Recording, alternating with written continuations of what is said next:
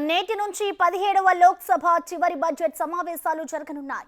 ఇవాల్టి నుంచి ఫిబ్రవరి 9 వరకు జరిగే ఈ సమావేశాలు కొత్త పార్లమెంట్ భవనం ప్రారంభించిన తర్వాత తొలిసారి బడ్జెట్ను ప్రవేశపెట్టనుంది మోదీ సర్కార్. త్వరలో సార్వత్రిక ఎన్నికలు జరగనుండడంతో కేంద్రం మధ్యంతర బడ్జెట్ను ప్రవేశపెట్టనుంది. మరో 2 నెలల్లో పార్లమెంట్ ఎన్నికలతో ప్రస్తుత లోక్సభకు ఇవే చివరి సమావేశాలు కానున్నాయి.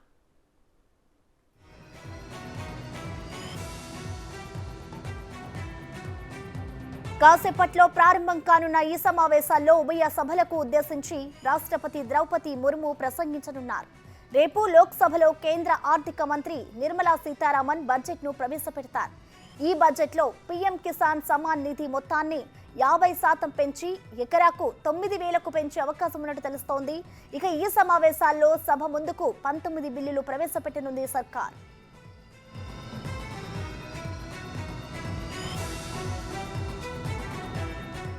గత శీతాకాల సమావేశాల్లో ఉభయ సభల నుంచి మొత్తం 146 మంది ప్రతిపక్ష ఎంపీలపై సస్పెండ్ వేటు పడింది. వారిలో 132 మందిని ఆ సెషన్ వరకే పరిమితం చేశారు. ఇక మిగతా 14 మందిలో 11 మంది రాజ్యసభ సభ్యులు, 3 లోక్సభ సభ్యులున్నారు. ఈ 14 మంది సభ్యుల కేసును ఉభయ సభల ప్రివిలేజ్ కమిటీలకు పంపారు. జనవరి 12న లోక్సభ ప్రివిలేజ్ కమిటీ 3 లోక్సభ సభ్యులపై విధించిన సస్పెన్షన్ను ఎత్తివేసింది. గత సమావేశాల్లో పార్లమెంటు భద్రత, మహువా మొయిత్రా లోక్సభ సభ్యత్వ రద్దుపై ప్రతిపక్షాలు నిలదీయడంతో ఉభయ సభల్లోనూ గందరగోళం నెలకొంది. అయితే ఈసారి మాత్రం ఇప్పటికీ విపక్షాలు కార్యాచరణను ప్రకటించలేదు.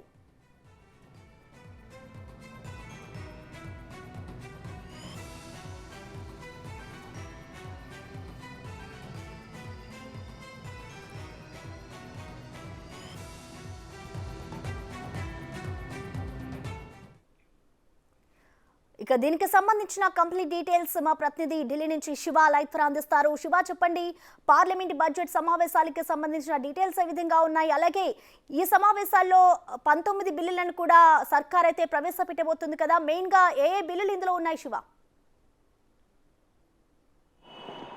రైట్ ప్రసన్న, నేటి నుంచి పార్లమెంటు 17వ లోక్సభ చివరి బడ్జెట్ సమావేశాలు అయితే జరగబోతున్నాయి. దీన్ని ఓట్ ఆన్ అకౌంట్ బడ్జెట్గా కూడా రేపు కేంద్ర ఆర్థిక శాఖ మంత్రి నిర్మలా సీతారామన్ బిల్లును ప్రవేశపెట్టబోతున్నారు. దానికన్నా ముందు ఈరోజు పార్లమెంట్ సమావేశాలు ప్రారంభం అవగానే రాష్ట్రపతి ద్రౌపది ముర్ము ప్రసంగం ఉండబోతుంది. ప్రసంగం అయిన తర్వాత రేపు ఓట్ ఆన్ అకౌంట్ బడ్జెట్ ప్రవేశపెడతారు. 2వ తేదీన రాష్ట్రపతి ప్రసంగం పైన ధన్యవాద తీర్మానం ఉంటుంది. దాని తర్వాత ఉభయ సభల్లో ఇటు లోక్సభ, రాజ్యసభలో కూడా ప్రధాని నరేంద్ర మోడీ దానిపై చర్చ చేపడతారు.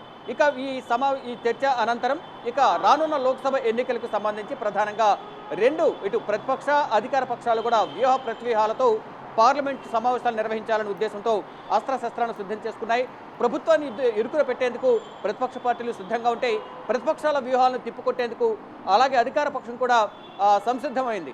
మొత్తంగా చూసుకుంటే ఇది 17వ లోక్సభకు చివరి సమావేశాలు. మరోవైపు అంటే ఈ నూతన పార్లమెంట్ భవనం నిర్మించిన తర్వాత మొదటి బడ్జెట్ సమావేశాలు కావడంతో కూడా ఇవి ఒక సమస్యాత్మక, అంటే ఒక సుహృద్భావ వాతావరణంలో నిర్వహించాలి. ఎటువంటి సమస్యలు తలెత్తకుండా ప్రతిపక్షాలన్నీ కూడా సామరస్యపూర్వకంగా సహకరించాలి. ఎటువంటి సమస్యలు లేవనెత్తకుండా, సమస్యను సృష్టించకుండా ఉండే విధంగా కూడా అందరూ సహకరించాలంటూ కూడా నిన్న రాజ్నాథ్ సింగ్ అధ్యక్షతన ఆల్ పార్టీ అఖిలపక్ష సమావేశం జరిగింది. ఈ సమావేశానికి తెలుగు రాష్ట్రాల నుంచి కూడా ఫ్లోర్ లీడర్లు హాజరయ్యారు. తెలుగుదేశం నుంచి గల్లా జయదేవ్, కనకమెడల రవీంద్ర కుమార్, బీఆర్ఎస్ నుంచి నామా నాగేశ్వరరావు, కె కేశవరావు, వైసీపీ నుంచి డాక్టర్ సత్యవతి, వీరందరూ కూడా హాజరై ప్రజెంట్ రాష్ట్రంలో నెలకొన్న పరిస్థితులు, విభజన హామీలు నెరవేర్చాల్సి ఉంది కాబట్టి దాని గురించి ప్రధానంగా సమస్యలు లేవనెత్తినట్లుగా కూడా తెలుస్తోంది. ఇతర రాష్ట్రాలకు సంబంధించి వారి రాష్ట్రాల సమస్యలను నేను అఖిలపక్ష సమావేశంలో లేవనెత్తారు.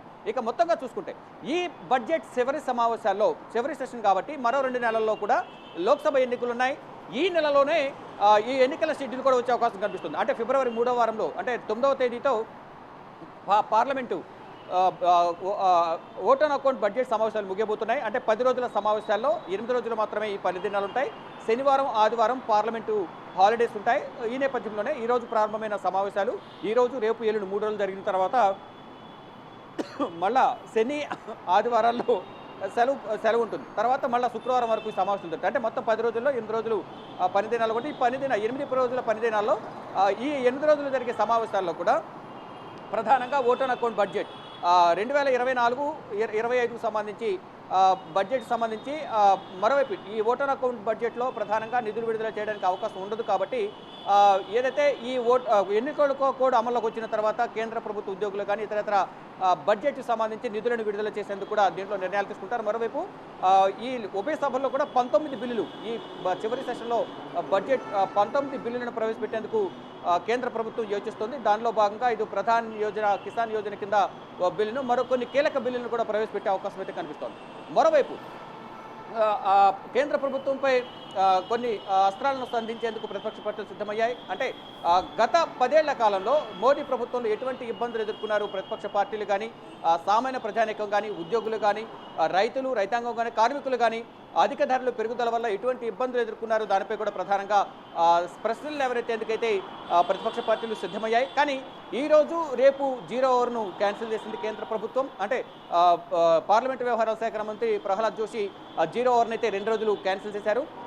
తర్వాత బిల్లును ప్రవేశపెడతారు. బిల్లులకు అందరూ సహకరించాలంటూ కూడా నిన్న రాజ్నాథ్ సింగ్ అధ్యక్షతన జరిగిన అఖిలపక్ష సమావేశంలో చర్చలు జరిగాయి.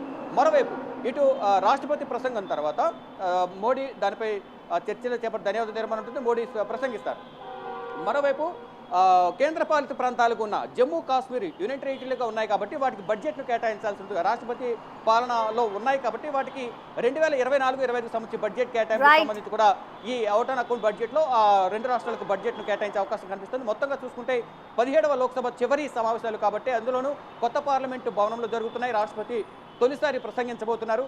వీటన్నిటిపై కూడా ధన్యవాద తీర్మానం, మరోవైపు 19 బిల్లులు, మరోవైపు ప్రతిపక్ష పార్టీల అస్త్రశస్త్రాలను కేంద్ర ప్రభుత్వాన్ని ప్రశ్నించేందుకు సిద్ధంగా ఉన్న నేపథ్యంలో వ్యూహాత్మకంగా తిప్పుకొట్టేందుకు కూడా ఇటు కేంద్ర అధికార పక్షం కూడా సిద్ధంగా ఉంది. మొత్తంగా చూసుకుంటే రానున్న లోక్సభ ఎన్నికలే ప్రధాన ఎజెండాగా కూడా ఈ లోక్సభ రాజ్యసభ అంటే చివరి సమావేశాలను వినియోగించుకునేందుకు అధికార ప్రతిపక్ష పార్టీలు సిద్ధంగా ఉన్నాయి. ప్రసన్న. Thank you Shiva.